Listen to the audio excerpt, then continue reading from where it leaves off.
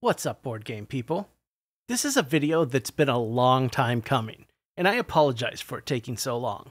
I've gone back and forth over how to present this video many times, and I'm glad I can finally get it out there for all of you. Today we're going to take a quick look at Studium No Exit from Watchtower Gaming. Shortly after the launch of the campaign, they were looking for content creators to give players a better look at the game, and I reached out. I did a demo with Mach on Tabletop Simulator with the intention of releasing a gameplay video, but the demo ran 3.5 hours long, which was too long for one video, and I somehow lost the first 2 hours of video. In the meantime, he was able to get some good gameplay coverage onto the page, and he got a few paid previews from some of the bigger influencers, so that made me question what could I add to the conversation. Thankfully, we didn't just play the game. I asked a ton of questions as we went along. Our demo or interview was very much a fly-by-the-seat-of-your-pants affair. The whole thing was arranged in a matter of hours. I was at work when we arranged it, and we both had no time to prepare. But I think I got some good questions in that might help you make a backing decision. So this is going to be a tiny bit of a gameplay preview. Just to give some context to the game, it's going to be an impromptu interview of sorts where I ask some questions that I haven't seen elsewhere. And then at the end, I'm going to give you my honest thoughts on the game and the Kickstarter campaign. I've included lots of timestamps for those wishing to just jump around, and be sure and let me know your thoughts in the comments. Hopefully this is helpful and helps clear up some of those unanswered questions and offers some insight into the game and Watchtower Gaming. It looks like y'all are doing pretty well. You funded? Yeah, I'm super thrilled about funding that early. You know, we had a couple of industry professionals weigh in on what they thought a good funding goal was. One of them was our production partner, Major Games, who they do a whole bunch of projects. They did a little bit of the Frosthaven production. They did all of the Madara, I believe. And so they really were my production partner in kind of figuring out all the little components, how much everything's going to cost. And then the other thing is like just having the folks, all the different industry professionals. I've got friends now over at Backer Kit, some other places that just kind of weigh in and say, hey, this is a realistic goal. Sure. So the goal at 40,000, or I guess you're sitting at 150,000 right now. Is that enough to produce your game? For sure. Yeah, full stop. When we did the production quote, we did it in tiers, kind of expecting certain levels of deliverables. And at 30,000, I think was the minimum to make sure that we could actually fulfill orders. Sure. And so, you know, the extra 10,000 was just going to kind of go to the artists to do some of the add-on content and just really round out the corners. But we're well above it now, so I feel great. The other thing too is I'm a consumer of this industry as much as the people buying my game. I've been through the kind of ups and downs. I think I still have got probably, you know, $1,000 sunk into Kingdom Death that hasn't been delivered, like many others. Yeah. Yes. So, you know, I totally understand that. And that was kind of like my first thing when I started this project was, okay, how can I learn from some of those pitfalls that Adam Poots ended up in? You know, I think the Gloomhaven, Frosthaven, Isaac Childress, he seems like he's got a really good roadmap for how to launch these things responsibly. So, yeah, I mean, I'm a student of history when it comes to these things, and I'm hoping that we're navigating it the right way. Okay. So before we start, can you give me the elevator pitch for the game? Yeah. So, I mean, ultimately, this is a pretty bleak gothic horror fantasy tabletop RPG.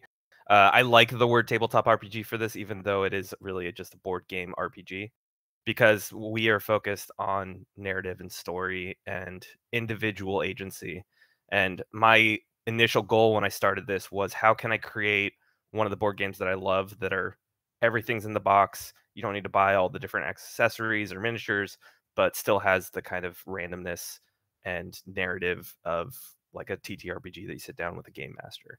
And that narrowed a little bit in scope because it's a pretty lofty goal. But where we landed was, we've got a game that essentially takes the game master out of it and then uses a lot of different randomization components that folks are going to be really familiar with.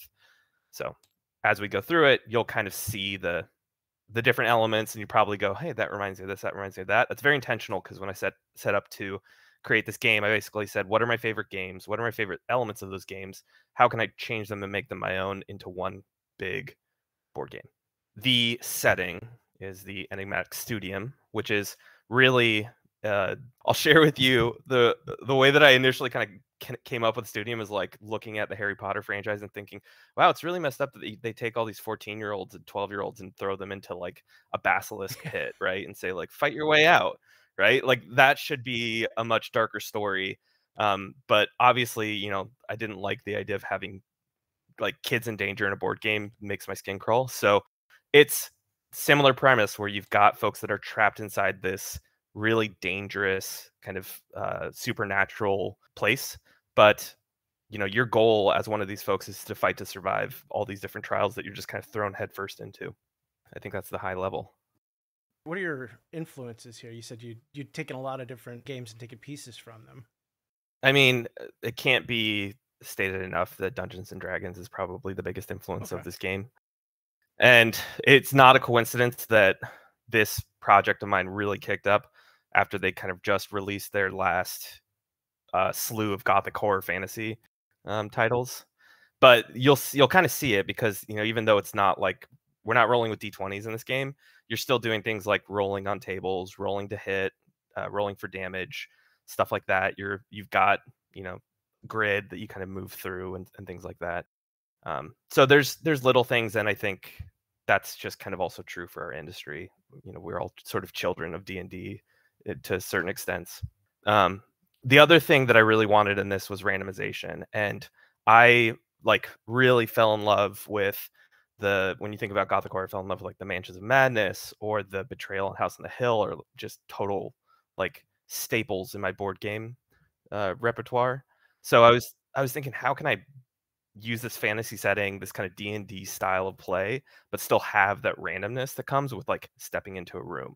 And so that's where you get the exploration part of this, which is a hall tile system that's randomized. And I've kind of come up with the writing team with this kind of novel randomization system that makes it so that every time you draw a room, the story continues knowing the last room that you drew, but not knowing the next room that you're going to draw. And you'll actually have curated stories that we map out. We kind of map out, okay, so if you go through the tiles in this order, you're going to get this story. If you go through the tiles in this order, you're going to get this story. And so to the player, it's going to seem random, but to us as writers, we can write for all eventualities and actually create a narrative, as opposed to you roll on a table, you run into a dragon, then you run into a dragon hunter after that, and the dragon hunter says, you don't know what dragons are like. Like, well, we do know that they know what dragons are like. They just ran into a dragon. And so we think of it as episodes. My partner in writing, Chris Spees, is originally from television. And so we've structured it so that it is very episodic. And so you can kind of think of it like you're going down an episode. You've got characters with agendas that you run into, and then you've got kind of this one goal at the end of it. And then the next time you play, it's going to be a different episode. You might have a similar start, but then by the time you get to the end, your goal is completely changed. You've got a completely different story that you're telling. So this one's on Rails. This is the first encounter that you go through is going to be on Rails. It's a pretty long sit down. So if I'm not talking through it and we both know the rules, we can get through this in an hour and a half, maybe 2. They're long play sessions, and then we won't have it here, but there's a kind of a regroup where you upgrade your equipment, upgrade your class, things like that. And that's another, maybe hour. Oh, wow. So you're looking at pretty long play sessions, and I don't shy away from those. Again, I come from the Dungeons and Dragons school of thought. So, sitting down with your friends for a couple of hours is kind of part of this. Studium was a hulking citadel, towering over the kingdoms around it. To onlookers, it looked so vast that its rooms might be infinite, its walls insurmountable. Perhaps they keep the townsfolk of the nearby settlements out. Or perhaps they kept a great many things in. Having reached adulthood, you have been offered to the Studium by kith and kin. In return, they'll reap the otherworldly benefits of the Studium's knowledge and never again lay eyes upon you. You're home now, poor soul. Welcome to the Studium. We're all victims here. Is there a true solo mode?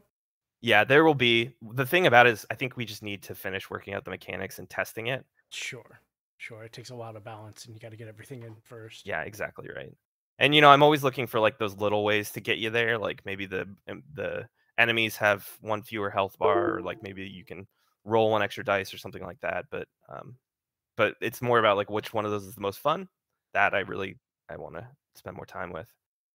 The class cards are pretty much just a nice way of looking at your character, but also, they've got this CP, class point, and class ability, and those will make a big difference. Each of them has a weapon that's in the weapon slot, a piece of armor that's in the armor slot, and a accessory. And then over here, you've got a simplified version of our character sheets. This one I think is really inspired by like the Dungeons and Dragons character sheets. I thought King of Death did kind of an interesting job with the hit locations, damage centers. So a little bit of that too. Sure. This is really going to be your management for hit points and such. You remain vigilantly ready to again defend the lower classmen from their would-be tormentors. However, the outcast group have become wary companions. For as much as they despise one another, in the Studium it is always better to travel in a pack. Animosity runs through the group as their expulsion weighs on the once tormentors. After days of traversing the empty halls of the Studium, your group finds themselves at the Forsaken Ward. Once inside, the only exit is swallowed whole by the creaky wood paneling, leaving the group with no other option but to move forward. Within moments, an arm brushes against you. An unfamiliar body stands motionless beside you, then another and another. They were so quiet you would never have heard them approach. Hands reach out, grasping at you and your fellow outcasts, with even more bodies coming in from every darkened corner. The once tormentors see a chance at redemption and throw themselves as a distraction to save your remaining party. You escape the grasping figures, closing a large black oak door behind you. With a wood crackling sound, it is swallowed up and disappears. You must now go deeper into the Forsaken Ward. You catch your breath in the Forsaken Ward's hallway. You can see now in the eerie quiet that you and your companions escaped. However, your new friend, along with their would-be tormentors, is missing. With only the halls of the Forsaken Ward ahead, you curse your bad fortune and hope that in one of these rooms you'll find your missing friend. Okay. Seek out your missing companions or perhaps some way out. All right, so you come upon a scorched room. A howling noise fills the space, and yet no wind is felt on the skin. Fire once raged here, leaving but a few remnants of furniture and partially salvaged paintings. Under nearly every piece of art is a plaque that credits a single painter, the Grand Bastille. So we need to choose. These paintings, could there be more than meets the eye, or could there be something else here to salvage? I'm going to say, could there be more than meets the eye? That's a critical fail. All right, so you approach a burnt art, come upon a burnt painting with twisting vines and roots that dig deep into an underground cave of stone limbs. It steals your mind. So we rolled a 0, which is going to be your eyes lock with the painted roots and your body is overcome by an unknown force. Pain rips through your body as one of your legs is twisted until splintered irreparably. Suffer a broken leg affliction, remove all leg armor points, and eliminate all leg hit points. Ouch. All right, so this is your death card right here. Temperance. Searing pain cuts through your leg as the blow lands halfway up your calf. A bone juts out against your skin like a grim tent pole. You can't touch it, move it, or even think straight. You're in shock and your leg is broken. Snap out of this. Find some way of bracing the wound. You're afflicted with leg break. Shock prevents you from activating your next round. Reduce your movement to 3. All right. So off to a great start. Y'all have some great sculpts. I really do like those minis. Yeah, it is a point of pride for me for sure, and I say that with like absolutely no involvement in the sculpting or design other than just the heavy project briefs that I put together for the artists. But Ridley Art does the design work for the concepts, and then Hanon Suarez is our sculptor, and they both just knock it out of the park. I mean, it's some of the best stuff I've seen. What scale are the minis? So the bases are 28 millimeters. So all of these grids are sized at 28 millimeters. However, I kind of hesitate to say it's 28 millimeter scale. You'll see that the base in relation to the miniature is pretty small as compared to like many others. So the scale of the actual miniature itself is probably a bit bigger than that. So I'm looking at like the minis. If these are scaled correctly, look about 50 millimeter. Yeah, they're probably somewhere in between. You're probably close. Yeah, exactly. And it's definitely something that like we are cognizant of. I want this to like do double duty of like being its own game, but also having miniatures that you can port over to other games. But I also realize that like we want a level of detail that is going to be nigh impossible for like the Dungeons and Dragons typical scale. Yeah, I mean, I've actually enjoyed some of the games recently that have come out with the larger minis. Minis are minis. We don't want to go too big, but Yeah, they don't need to be like action figure scaled. yeah, exactly. Yeah, that would be quite the dungeon crawl experience. But yeah, so then there's also the mini bosses, which are scaled at a 50 millimeter base, and then the big dungeon monsters are 75. I gotta say, yeah, shout out to Kenneth for Kenneth Valentine for helping us set this up because he did a great job. Awesome, yeah. Okay, you enter the room cautiously, never knowing what danger lurks in the shadows. Paintings in states of disrepair occupy the room. The scroll rests on the floor, and your nostrils fill with the putrid smell of Kinzer As you step forward to investigate the scroll, it suddenly absorbs into the floorboards, beginning a cacophony of sounds as the entire room begins to lock down. The walls creak, the floorboards shudder, and the door behind you splinters into dust, leaving behind a solid wall. Escape is not an option. And what is that in the corner? His dead eyes peer at the ceiling while his arms conduct a symphony of horrors, each limb twitching with purpose. The Grand Bastille is mindlessly working, controlling his thralls. Eerily, you sense that he is in joy. I think this is the old version. Okay. It hasn't been edited. An echoing grasp of air fills the room, and the Grand Bastille's jaw unhinges, collecting. One at a time, his arms stop moving, each becoming aware of your presence. His sharp fingers point and point and point. Those dead eyes of his within his skull, emotionless but not without motive. He has seen you now. Good luck. All right, so this combat isn't going to be too terribly different from combat we've already done so far. Okay. There's a couple of big differentiators. One is he's got hit points equal to 10 base HP plus 5 per player. So rather than having like a set attack or a set armor class, the boss is big, has multiple points that you can attack, and it has multiple attacks. So you'll see that there's specific damage centers, just like we have as players. Got torso, a face, a spectral form, and a wretched hand. And then there's also these attack cards. So there's a strategic attack. This one is triggered by another attack card. Okay. And then there's triggered attack. Functions the same. So this is basically triggered if nobody is in range to be attacked, which doesn't happen very often. So how is character death handled in the game? Do they come back or are they just gone? Well, so the Sin Eater that you know is dead forever. Okay. Their gear will travel back to a safe space with the rest of the player characters. And really, I think gear and class level are kind of the two biggest ways that you equip yourself, at least when you start out, before you start to mark off like milestones, which will change the character. So essentially what you'll end up doing is you've got this Studier, House Studier that comes as a result of the lower classmen completing the mission with you. Okay. You kind of keep an inventory of Studiers, and so the Studiers themselves kind of just maintain your space, keep it safe while you're out on the going through these wards. Mm-hmm. And you start out with 4 of them. If we survive with this one, you'll have a 5th, and so you'll basically just pull from that pool. Pull one of those out, they become an adept. Promoted. Yeah, exactly. And then if you run out of those, then your campaign's done, and there you go. Kind of like the Titans in ATO. Yeah. Lose condition for this final encounter. If we'd all died, that would have been a loss. Yes. And what would have happened?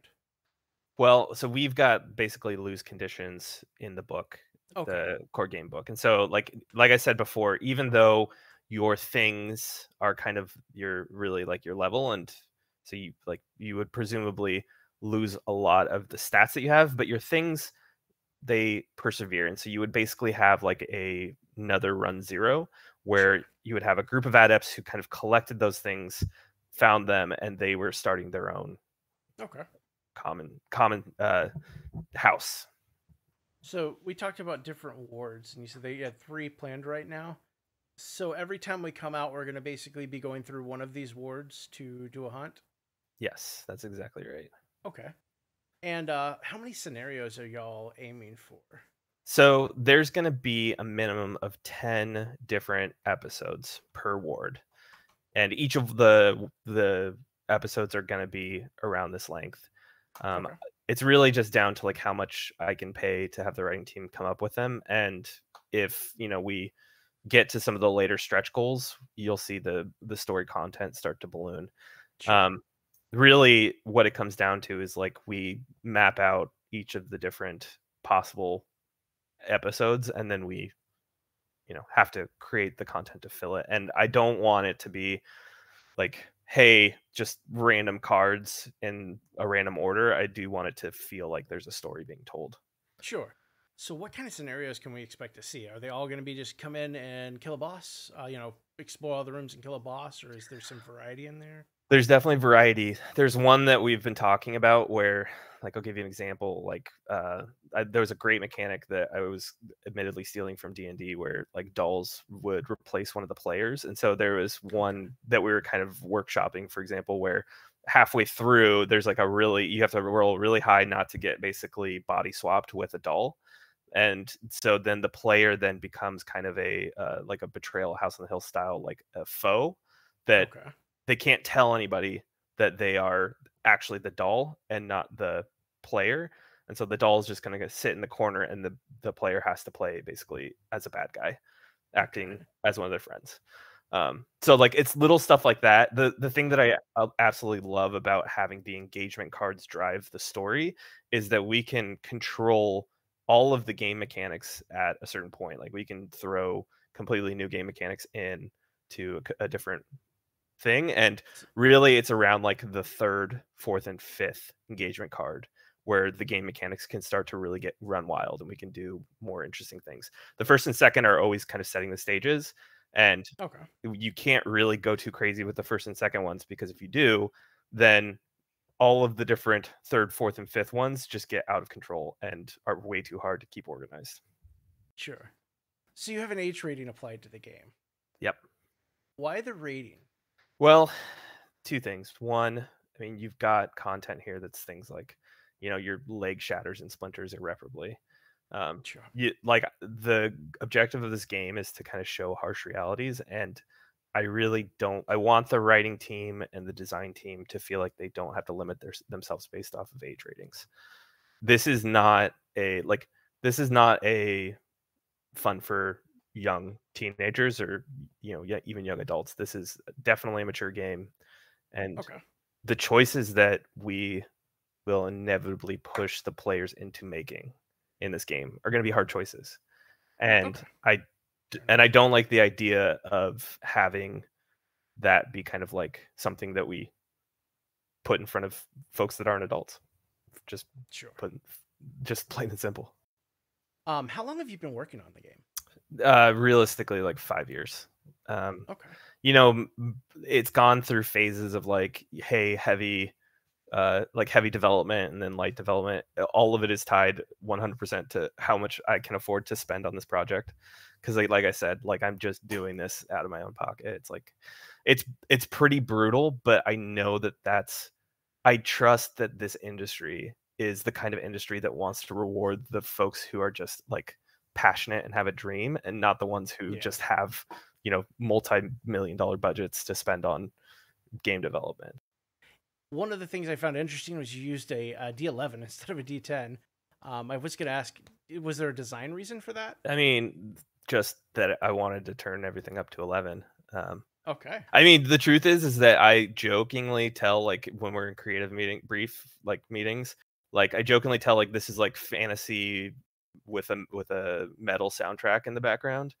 There you go. Because I mean that's the vibe I want to give off. That's kind of like yeah, I hope you get that from the colors and like some of the artwork. Like we're going for like, horror metal, like epic.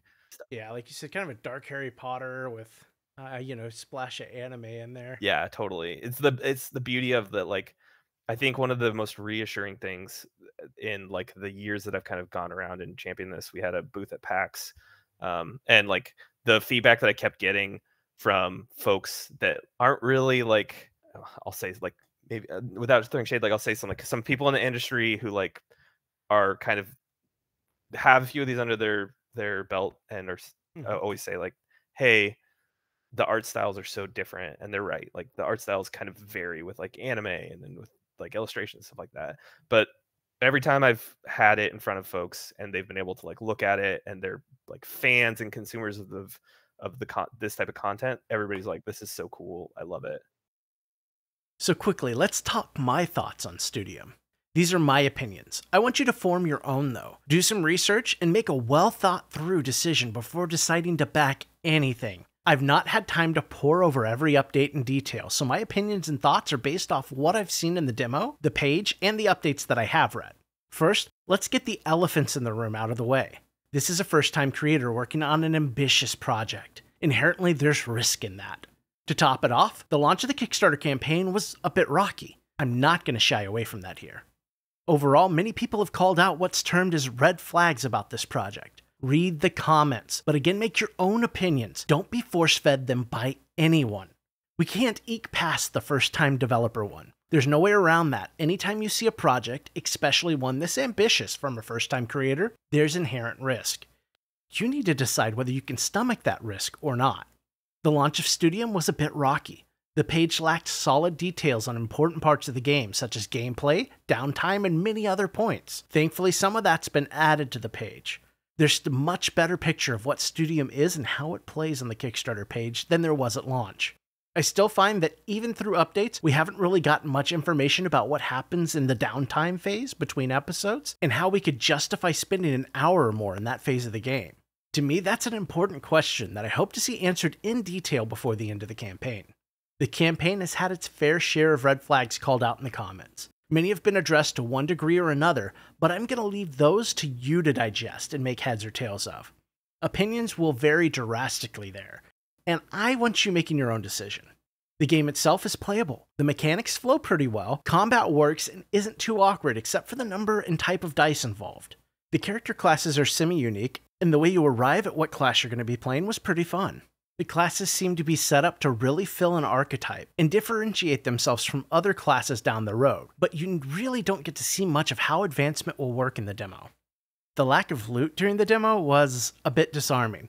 The demo kind of glosses over loot. In the update, they've talked about there being a number of weapons to craft. I believe I saw a quantity in the high 20s, but spread that across 4 or 5 classes and that doesn't show many different options per class. I know some of those can be used across classes, but the more powerful ones are for your class, and I'd like to see a bigger variety of those in the end. I don't recall having seen anything about armor and items just yet. I would have expected to see some of this in the demo, even if it had just been cards displayed and not used. The theme of the game is great. I like the concept of Studium, though I wish there was more lore and explanation of exactly what the Studium is up front. I assume that's part of the draw, finding out the tidbits as you go along, but you're playing in a depth that's been in the Studium for quite some time. You should know a bit more at the beginning. The horror elements seem to be mostly in situations and choices offered. The minions and bosses and mini-bosses that pop up carry the game into the genre, but I never had that skin-crawling moment in the demo. I look forward to experiencing that in the future though. The demo itself is well put together. Some elements had some work that they needed, like the counters and the character sheets, but it looked good and it was a workable way to show off the game. On the other hand, I'll always side with those that don't feel they should have to turn to Tabletop Simulator to learn about the gameplay of a game. Unless I'm doing a demo with a creator, I don't use Tabletop Simulator for trying out games. I don't like spoilers, and I feel that the creators and the crowdfunding page's job is to sell the game to me. I shouldn't have to work for the information I need. Along that line, the lack of physical prototypes is a red flag that's very hard to overcome in today's crowdfunding climate. We as backers have come to expect that you come to the table with an almost finished game, with a professional presentation and honest outside opinions readily available. That's just the way it is today. So I'll wade just slightly into who this project might be suitable for. If you think you're going to back this project, you need to assess your comfort with risk, and if you're comfortable with backing something that's still making its way from idea to reality or not. This project has some development time left on it. It isn't an almost complete game ready to start pre-production right after the Kickstarter ends. There's writing left to be done, but I also see that there's major design and development left to complete as well. If you're comfortable with the risk involved in such a project, next look at the pricing. The reality here is that the Brutus Award will not be included in the core game. That puts the offering here at a bit of a high cost. The miniature quality might make up for that, but until I see actual production samples, I can't attest to that. Looks like that the goal is that this be the beginning of a boutique level game that continues to be expanded and iterated on through the years. At least that's what the price says to me. It's an expensive core in today's market. I think that's a fair statement.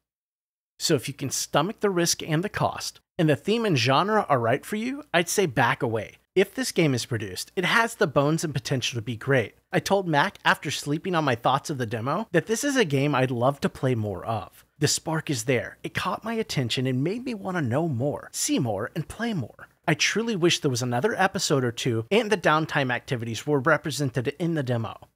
I had fun with it, but I can also see and will acknowledge the flag seen by others. It's a tough call with a great potential reward. So, as I said at the start of all this, do your research and form your own opinions. Don't just listen to mine, and don't just listen to the paid previews. You really need to dig in and make a solid decision here.